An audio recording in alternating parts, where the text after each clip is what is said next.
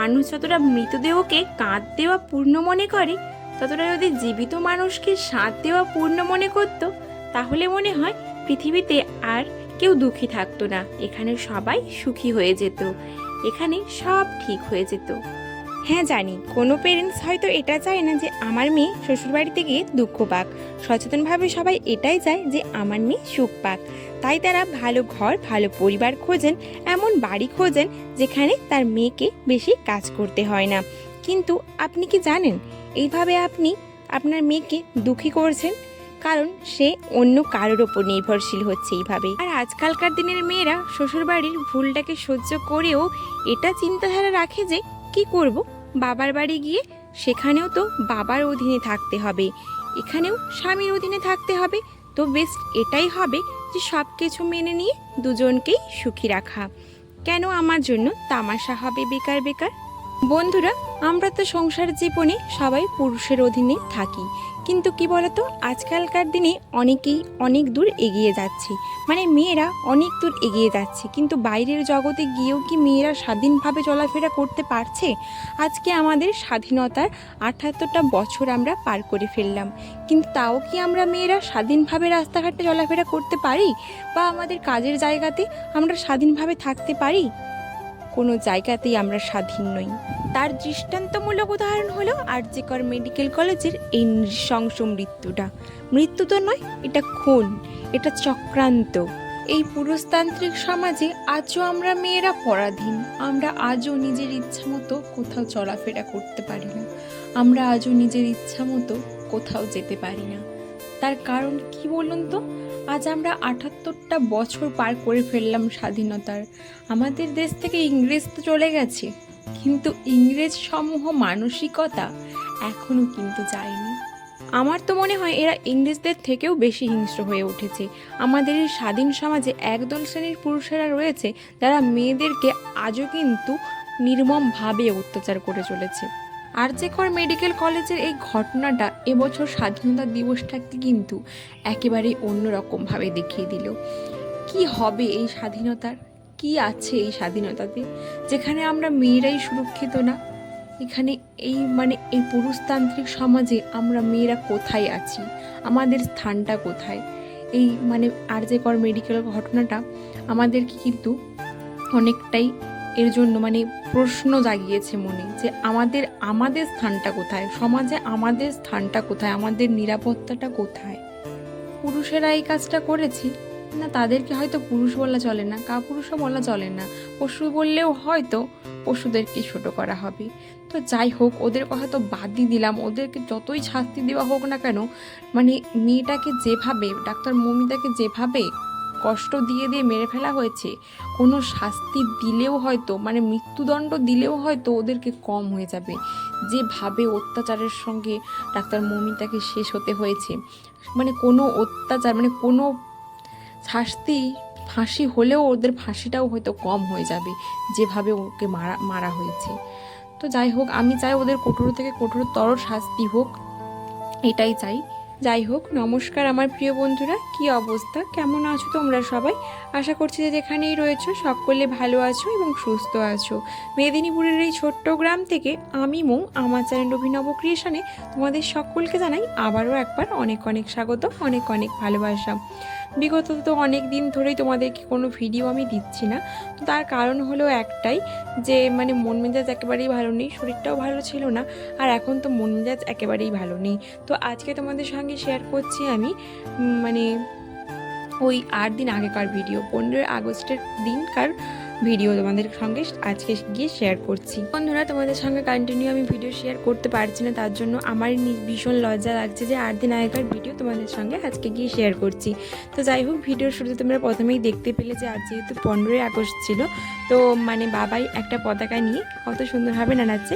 ও তো 15 মাসের বাচ্চা, বোঝে না পতাকাটার গুরুত্বটা কী, কিন্তু তবুও এইটা দেখে আমার ভীষণ ভালো লাগলো যে ও পতাকাটা নিয়ে খুব সুন্দরভাবে নাড়াচ্ছিল। তো যাই হোক, তারপরে দেখো আমি ঘরের টুকিটাকি কাজকর্মগুলো সেরে নিলাম।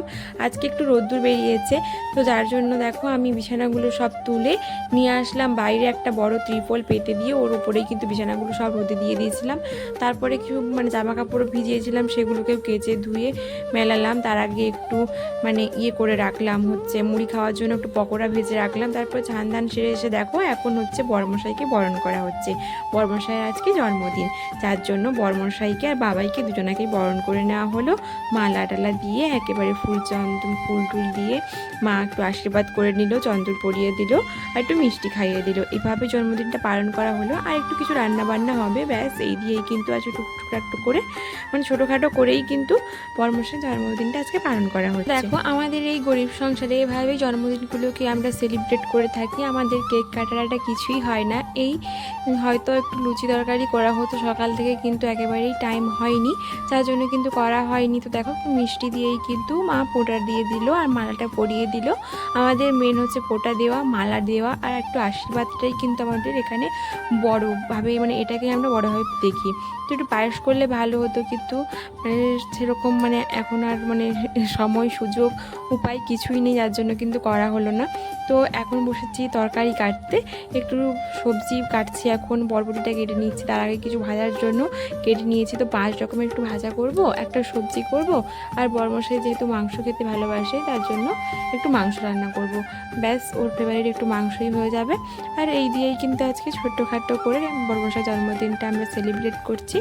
তো তোমরা দেখতে থাকো কন্টিনিউ কী কী রান্না বান্না হয় বড়মশাইয়ের জন্য। আমি রান্নাটাও কিন্তু বসিয়ে দিয়েছি, আর ওইদিকে দেখো মাছ ভাজবো, আর এদিকে করছি ভাতটা চাপিয়ে দিলাম। আর মাছ বলতে আজকে না খুব চিংড়ি মাছ এসেছিলো পুকুরে, তো চিংড়ি মাছ কিছু ধরা হয়েছিল, তো চিংড়ি মাছগুলো আমি ভেজে রাখছি। তো এখন না তরকারি হবে না, ওই সবজিতে কিছু চিংড়ি মাছ ফেলে দেবো, আর কিন্তু হবে না।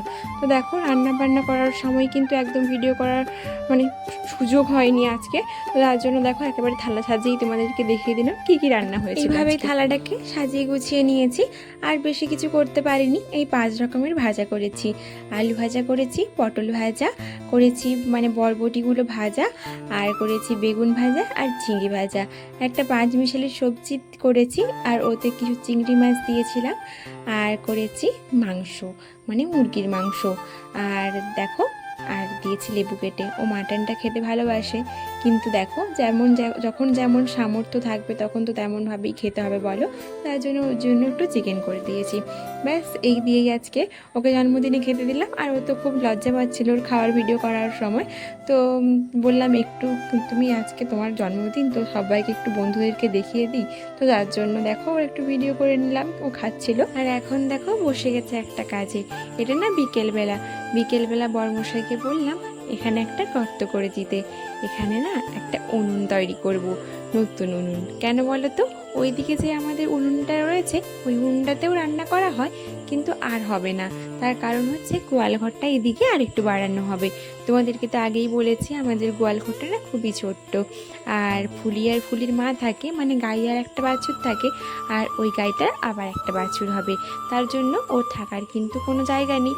তার জন্য ওই দিকের দেওয়ালটা সরিয়ে এদিকে আর একটু বাড়ানো হবে, যার জন্য আর ওই দিকের উনুনটাও আমাদেরকে ভেঙে ফেলতে হবে।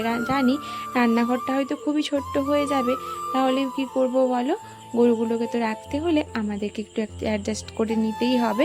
তো যাই হোক, এভাবে তো মানে অ্যাডজাস্ট না করলে এখন আবার নতুন করে ঘর তৈরি করতে অনেক খরচ লেগে যাবে, আর এখন তেমন করে পয়সা করি হাতে নেই, ঠিক আছে? তার জন্য আর নতুন করে কিন্তু কোনো ঘর বানাতে পারছি না। যখন কোনো পয়সা টয়সা আমাদের হাতে আসবে তখন কিন্তু মানে একটু পয়সা জমবে, তখন হয়তো মানে ফুলির মা আর ওর ভাই বোনদের জন্য হয়তো আলাদা করে একটা ঘর বানানো যাবে, মানে গোয়াল ঘর আর কি। তো দেখো বন্ধুরা, তোমাদের সঙ্গে গল্প করতে করতে আমার উনুনটা বানানো প্রায় হয়েই এসেছে, আর এটাকে আর একটু লেপা ঘষা করতে করতে কিন্তু এটা খুব সুন্দর সাইজ চলে আসবে। উনুনটা আমার কেমন হলো সেটা কিন্তু অবশ্যই তোমরা কমেন্ট করে জানাবে। এখন আর এখানে বেশি টাইম আমি দিতে পারবো না, তার কারণ কি বলো তো, আমাদের এখানে একটা খেলার গ্রাউন্ড রয়েছে, ওখানে কিন্তু আজকে খেলা হবে। আমাদের এখানে 15ই আগস্টের দিন প্রত্যেক বছর বিকেলবেলা কিন্তু মানে একটা ফুটবল খেলার আয়োজন করা হয়। ফুটবলটা মানে কাদের মধ্যে খেলা হয় বলো তো, বিবাহিত আর অবিবাহিতদের মধ্যে। তো কারা জেতে সেটাই হচ্ছে একটা মজার খেলা হয় এটা। তো এটা মানে একটা কি কোনো হয়তো প্রতিযোগিতার মতো করা হয়, কিন্তু প্রতিযোগিতা নয়, এটা একটা মজা আনন্দ করার জন্য কিন্তু এই খেলাটা করা হয়। তো যাই হোক, আজকেও সেই খেলাটা আয়োজন করা হয়েছে, তো সেটা শুরু হয়ে যাবে। তার জন্য কিন্তু সবাই মানে বলছে যে শুরু হয়ে যাবে, তাড়াতাড়ি করেই কিন্তু সবাই যাবে বলে রেডি হচ্ছে। তো আমিও রেডি হব, তার জন্য আমি কিন্তু তাড়াহুড়ো করেই উনুনটাকে বানিয়ে ফেললাম। আর জানো তো তাড়াহুড়ো করার জন্য কি অবস্থা হয়েছে আমার উনুনটার? হাঁড়ি বসছে তো কড়াই বসছে না, কড়াই বসছে তো হাঁড়ি বসছে না। এটা যেহেতু দোপাখা উনান, তো মানে দুটোই বসবে একসঙ্গে, মানে যেরকম ওভেন দুটো থাকে সেরকম কিন্তু দুটো মানে দুটো জায়গাতেই একসঙ্গে রান্না করা হবে, ভাতও হবে একদিকে তরকারিও হবে। আর দেখো আমি একটু তাড়াহুড়ো করার জন্য কিন্তু মাপের একটু গন্ডগোল হয়ে গেছে, যার জন্য কিন্তু উনুনটা মানে একটা বসছে তো আর একটা বসছে না, এই হচ্ছে। তো এটা মানে কোনো ব্যাপার নয়, এটাকে আর ভাঙতে হবে না, একটু কোনো জায়গায় হয়তো মাটি দিতে হবে বেশি করে, একটু হয়তো কোনো জায়গায় মাটিটা কম করতে হবে, এরকম কিন্তু করলেই কিন্তু হয়ে যাবে। তো যাই হোক, শেষ পর্যন্ত আমি কিন্তু ঠিকঠাক করে দিয়েই কিন্তু খেলা দেখতে গেছিলাম। আর কি বলতো, খেলা দেখতে যাওয়ার আরও একটা বিশেষ কারণ হলো আমার বর্মশাই আছে কিন্তু বিবাহিত টিমের সঙ্গে খেলছে। তো ও প্রত্যেক বছরই প্রায় খেলে, তো এবছরও খেলছিল, তো তার ব্যতিক্রম এবছরও হয়নি, তো এবছরও খেলছে। তো এবছরও আমাকে খেলাটা দেখতে যেতে হতো, আমি একটু যেহেতু দেরি করেই এসেছিলাম, খেলাটা কিন্তু শুরু হয়ে গেছিলো। তো যাই হোক, খেলাটা কিন্তু একেবারেই শেষ হয়ে যায়নি। তো আমি এখন মানে এসে কিন্তু খেলাটা দেখতেই পেলাম, প্রায় অনেকটাই খেলা দেখেছি আমি। আর এই যে বলটা রাখলো, এই কিন্তু আমার বড়মশাই, আর ও কিন্তু খেলছে গোলকিপার হিসাবে। আর ও গোলকিপার কিন্তু খুব ভালোই খেলতে পারে। তো যাই হোক, দুটো দলই কিন্তু হাড্ডাহাড্ডি লড়াই করেছে, কেউ কিন্তু কাউকে গোল দিতে পারেনি, সবাই কিন্তু দারুণ খেলেছে আর খুব মজা করে খেলেছে। আর যাই হোক, এখানে আমার ভিডিওটা শেষ করলাম। ভিডিওটা যদি ভালো লেগে থাকে অবশ্যই একটা লাইক করে দিও আর একটা কমেন্ট করে দিও। তোমাদের একটা কমেন্টের আশায় কিন্তু আমি বসে থাকি। তো দেখো, এখন তাহলে আসি।